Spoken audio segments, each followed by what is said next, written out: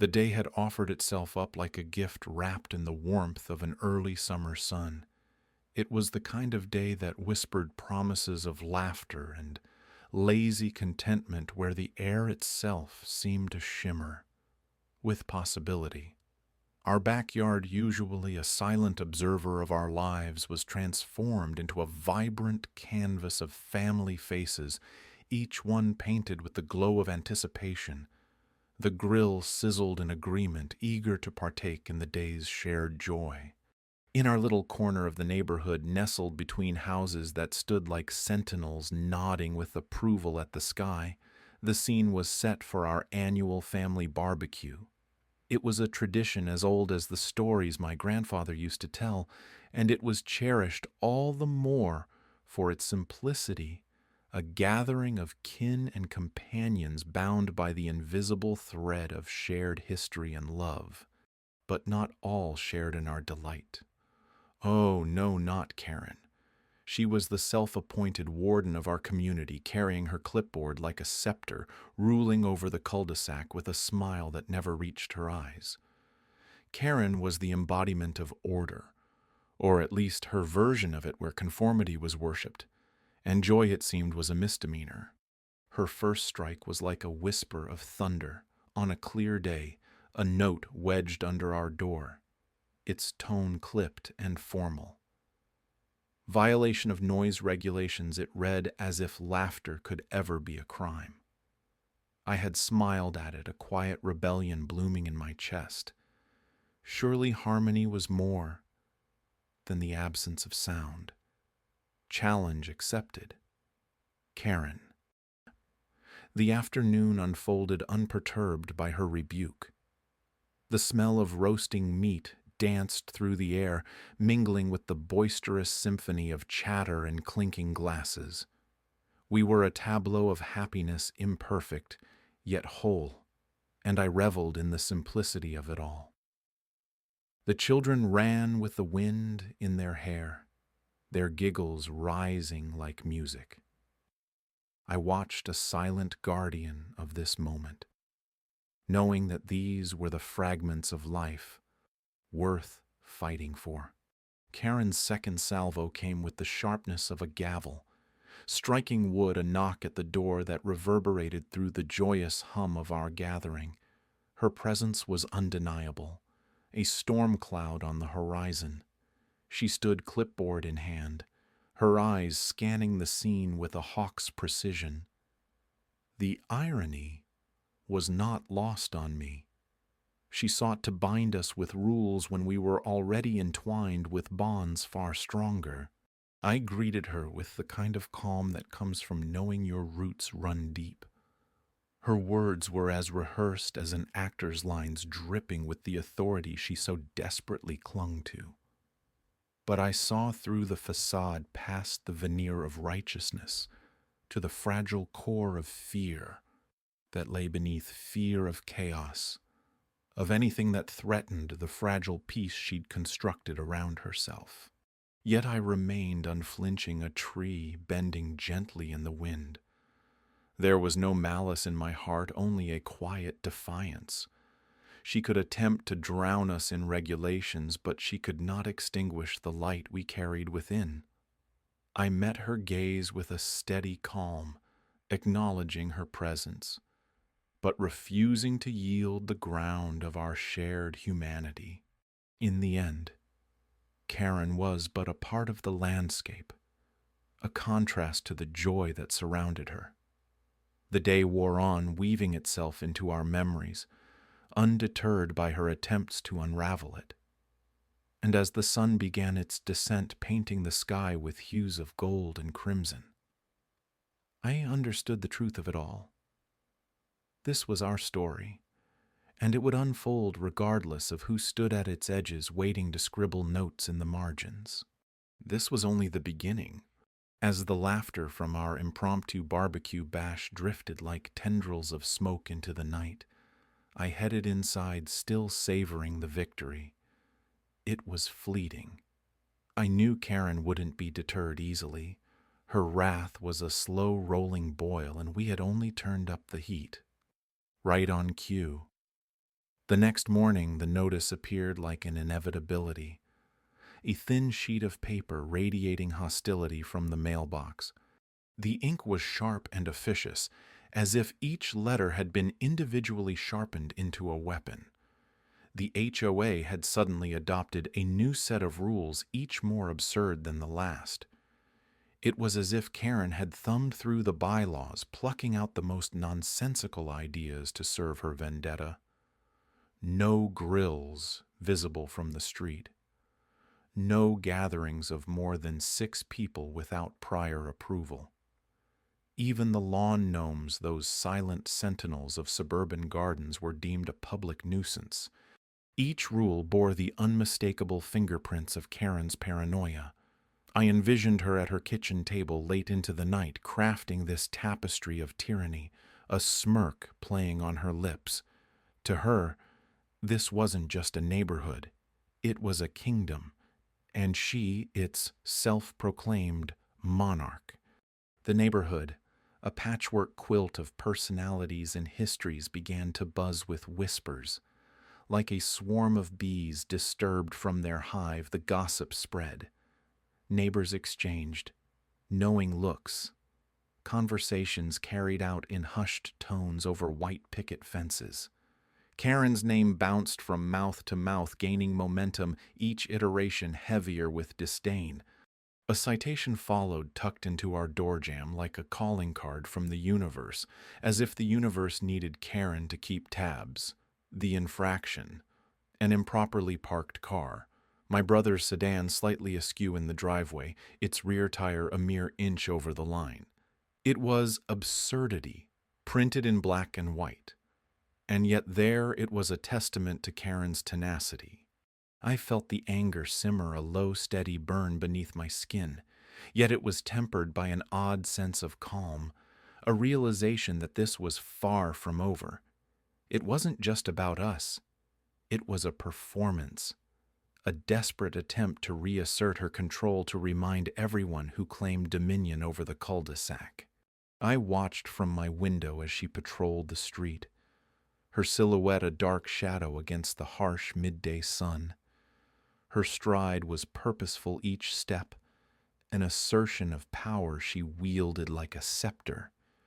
Neighbors glanced away as she passed, avoiding eye contact, unwilling to draw her ire. It was almost comical, the lengths to which she went to maintain her empire, a kingdom built on the foundation of fear and fines. But kingdoms could crumble, empires could fall. The realization struck me like a bolt of lightning, illuminating the path forward. It was time to match her absurdity with patience and resolve, to let the strength of community outshine her solitary crusade.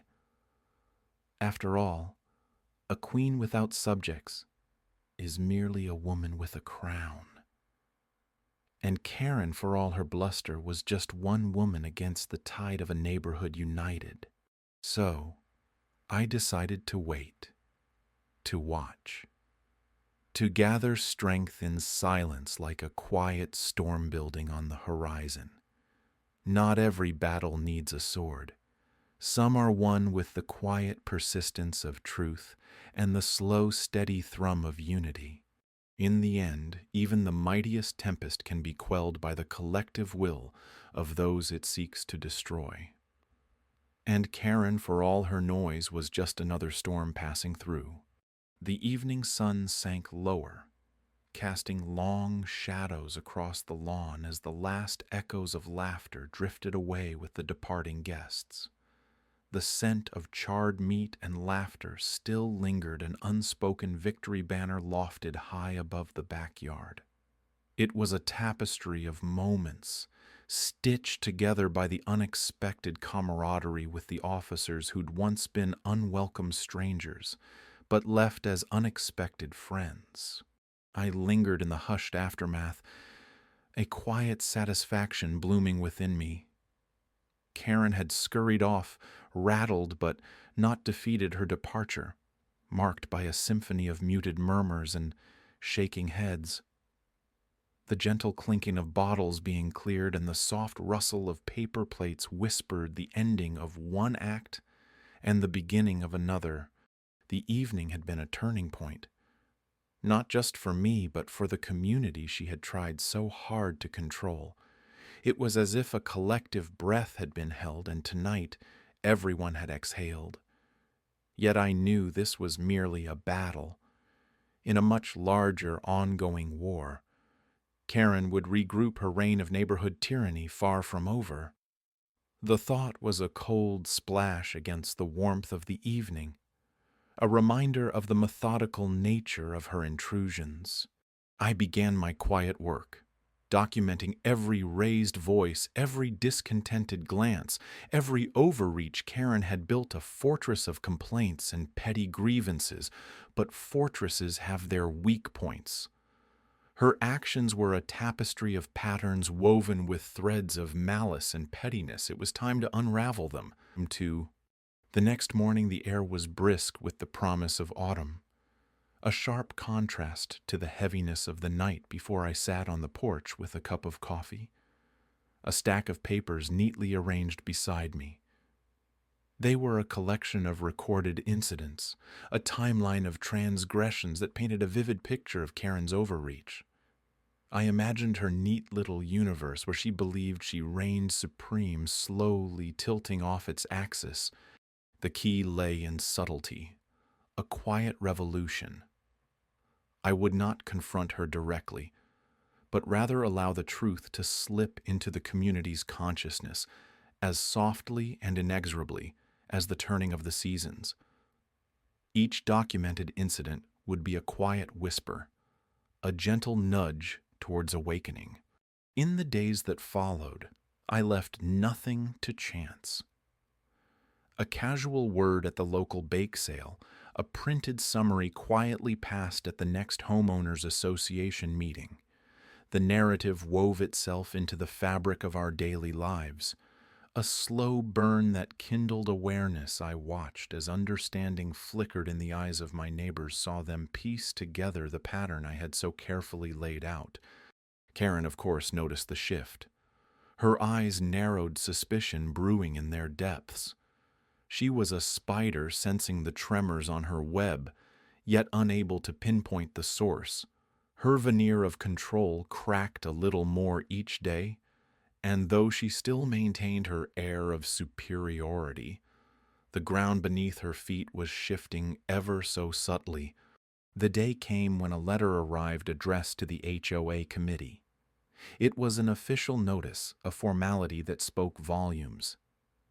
Karen had been cited for numerous violations, each one documented, each one irrefutable.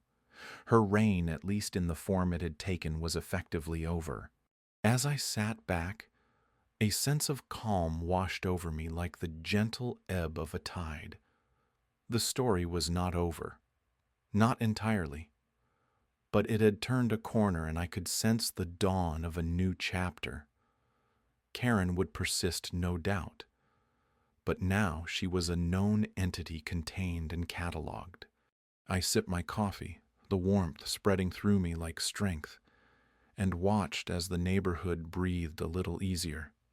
The balance had shifted, and with it, a quiet resolve settled over the homes.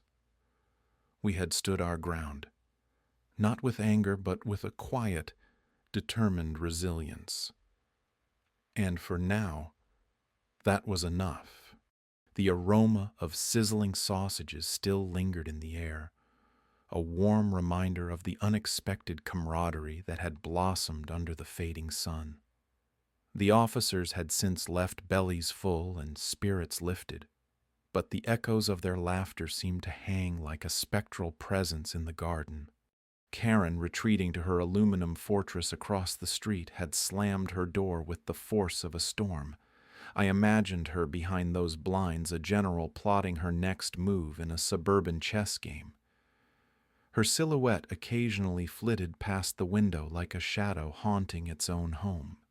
Our neighbors, curious and cautious, began to emerge, drawn by the sense of something shifting. The unofficial watchdogs of our little community, they were as attuned to change as birds to the coming storm. Their expressions ranged from amused to wary each step towards our yard, a tentative dance over eggshells. The warmth of the afternoon, replaced by the cool embrace of evening streetlights, flickered on, casting elongated, wavering shadows. These nightly sentinels watched over us with a silent, impartial gaze. I watched the neighbors gather their faces, illuminated by the soft glow.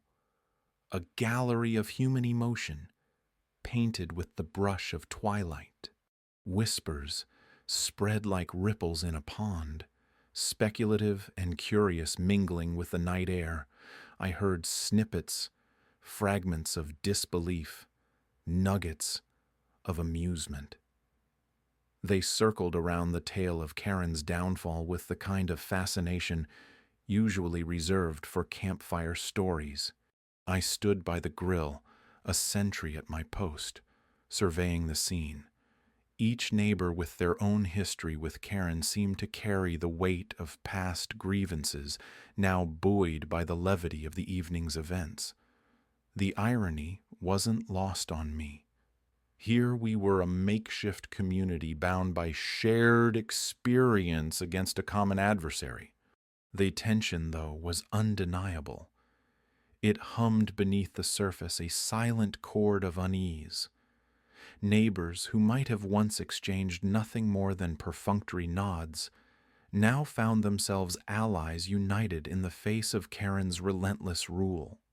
The irony of the situation didn't escape me.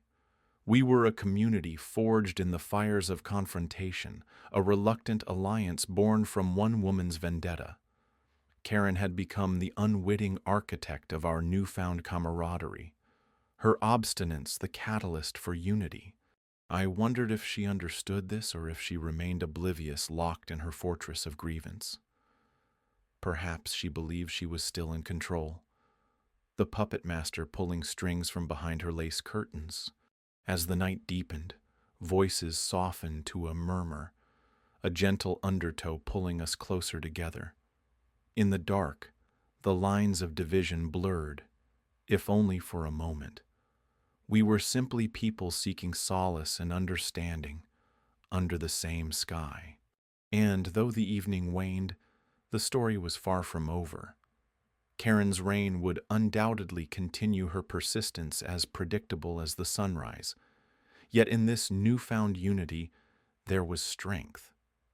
A knowledge that no single person could unravel the threads of connection woven in the glow of a shared meal and a shared laugh. In the quiet aftermath of the evening, I felt a lightness, a sense of promise in the air. The community had changed imperceptibly and irrevocably under the watchful eyes of the streetlights. We had shared more than just food. We had shared a moment, a story that would be retold with each passing day. And in that sharing we found something precious. The sun dipped below the horizon, casting long shadows across the neighborhood. Our quiet suburban street was settling down after the uproarious barbecue that had somehow turned into an impromptu block party. The scent of grilled meats still lingered in the air, wafting gently through the open windows as if the evening itself was reluctant to let go of the day's unexpected joy. The police officers, far from being adversaries, had integrated seamlessly into the festivities, their laughter mingling with ours. It was the kind of unexpected twist life sometimes throws at you, a delicious irony that left a lingering warmth long after the last guests had departed. Karen, on the other hand, had retreated. Her plans to wield authority like a blunt instrument had backfired spectacularly. In the aftermath, I found myself reflecting on the complexity of power and its peculiar grip on people. Her desperate need to control, to be the arbiter of our little world, had crumbled under the weight of communal camaraderie, but there was still the matter of principle. A sense of justice that quietly bubbled beneath the surface like magma, patiently waiting to break through the earth's crust. Karen's behavior had crossed lines, and it was time to address it in a manner befitting the quiet dignity of our lives. Over the following days, I meticulously gathered documentation. The bylaws of the HOA, the numerous complaints lodged against her, a litany of transgressions that painted a picture of someone who had long mistaken the neighborhood for her own fiefdom.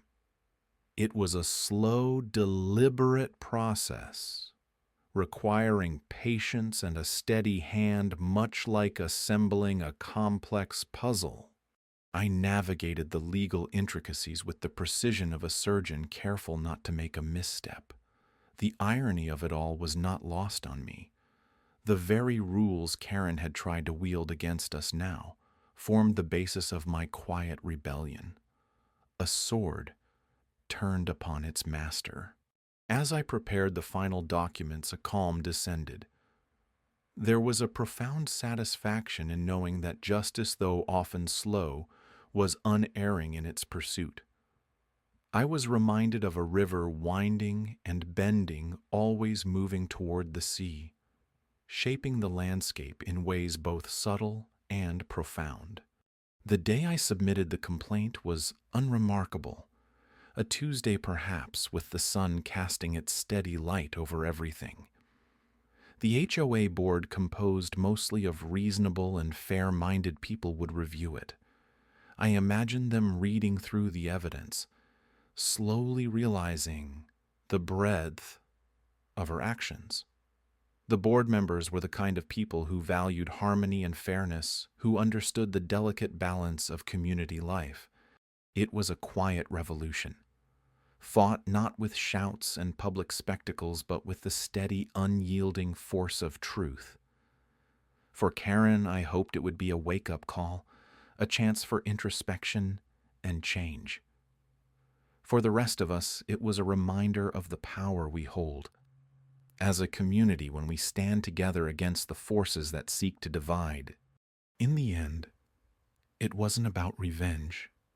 It was about restoring balance, ensuring that our neighborhood remained a place where laughter and warmth could flourish, where children could play without fear of arbitrary rules, where barbecues could end. Not with citations, but with stories shared around a table under a sky full of stars. The sun hung low, casting an amber glow over the neighborhood, like a warm blanket settling into place. The air, tinged with the scent of barbecue smoke, carried a sense of calm that belied the upheaval of the past few days.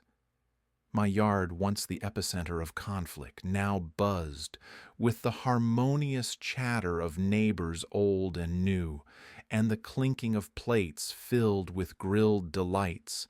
It felt like an impromptu festival, the kind that happens when people remember they're part of something larger than themselves. Karen, meanwhile, was a shadow on the periphery, no longer the focal point of our community's collective narrative. She hovered on the edge of her porch, arms crossed, watching the scene unfold with pursed lips. Her fortress of impatience was crumbling brick by brick under the weight of her own isolation, yet she lingered, the ghost of her authority haunting the fringes. I watched her from across the yard, feeling a strange mix of vindication and pity. There was something tragic in her stubborn refusal to join us, to let herself be enveloped by the warmth and camaraderie she'd tried to extinguish.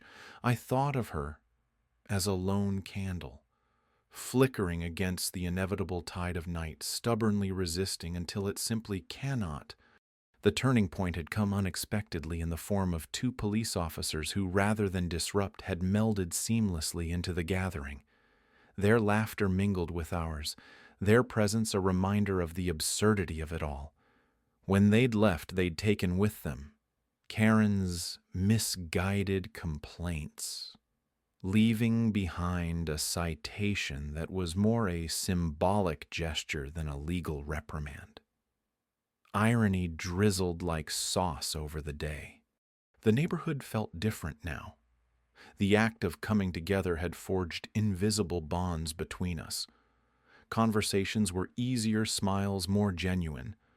Even the children sensed the shift their games weaving through the adults' legs like interlocking threads, a tapestry of togetherness. I felt the weight of Karen's gaze from her porch, a silent testament to her unyielding nature. She was a monument to the past, one that I hoped would eventually soften under the sun of new beginnings. I wondered if she felt it too. The shift in the air, the subtle realignment of community values. Could she see through the veils of her own obstinance, the beauty in what had transpired? A breeze rustled the leaves overhead, whispering secrets of change, of growth. I took a deep breath, savoring the promise it carried. This day, this moment was a reminder that even the most entrenched adversaries could be sidelined by the sheer force of collective goodwill. It was a victory not just over Karen's petty tyranny, but over the insidious spread of division. As twilight deepened, casting longer shadows, I felt a sense of peace, the kind that comes from knowing that harmony, however fragile, had been restored. Karen remained on her porch, an island of resistance in a sea of acceptance. But her time as the self-appointed gatekeeper of conformity was over. The community had spoken not with words, but with actions. Each shared smile and hearty laugh a testament to our choice. I turned away from her, focusing instead on the faces around me, lit by the glow of lanterns strung like stars among the trees. Here was where the future lay, in the open exchange of stories, the breaking of bread, the shared laughter that transcended old grievances. It was a moment worth savoring, a quiet nod to resilience and the power of unity. And as night fully embraced our gathering, I knew in my heart that while Karen might remain on the sidelines, she was no longer the central figure in our story. That role belonged to us now, and we intended to fill it with hope, understanding, and a stubborn resolve to keep the essence of community alive, come what may,